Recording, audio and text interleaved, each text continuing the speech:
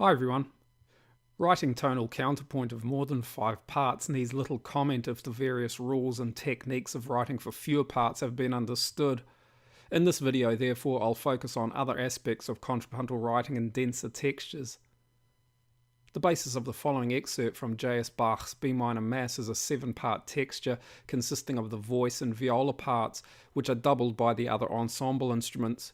For example, the first oboe doubles the second sopranos, and the second oboe the first sopranos, and the second alto and tenor parts double an octave lower the first and second violins. The basis of the 7-part texture is the fugue subject's voice leading descent from B minor's third degree to first. Beneath the subject's descent, the basses ascend from the first to third degree, creating a voice exchange with the first soprano's melody. Over the prolonged first degree of the fugue subject, this ascent is repeated in the viola part, with the bass part now containing an incomplete descent, lacking a physical second degree. The second degree, however, sounds as the fifth of dominant seventh harmony. The fugue subject's overall voice leading also contains other motion, which influences the surface motion of the other parts of the texture, such as here, where against this ascent from G sharp to E, the basses move in contrary motion and the tenors in similar motion. In this excerpt, then, the motion of all parts of the texture is influenced by the voice leading of the fugue subject and its voice exchange with the basses, and the exchange between the violas and basses.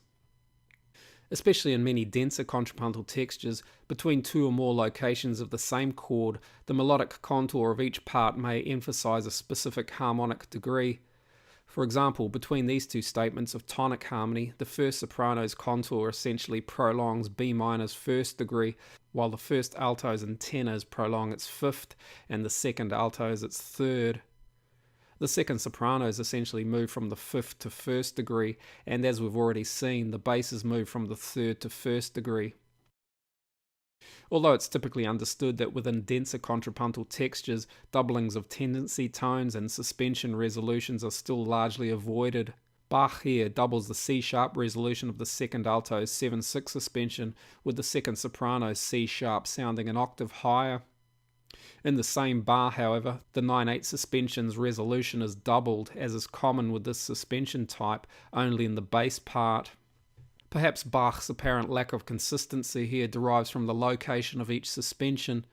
The second alto suspension is located within the texture and is therefore less noticeable than the second soprano suspension, which is more exposed here at the top of the texture. Similar reasons may be given for the doubling of the raised leading note here in the first sopranos and tenor, with the soprano's leading note resolving upwards and the tenors leaping to the tonic's fifth.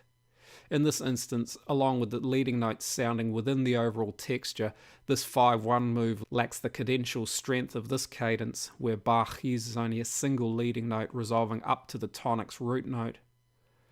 The dominant seventh is here also doubled, but in this instance its location lacks the cadential force of this dominant seventh, where Bach only uses its seventh in the second alto part, where it resolves as expected to the tonic's third.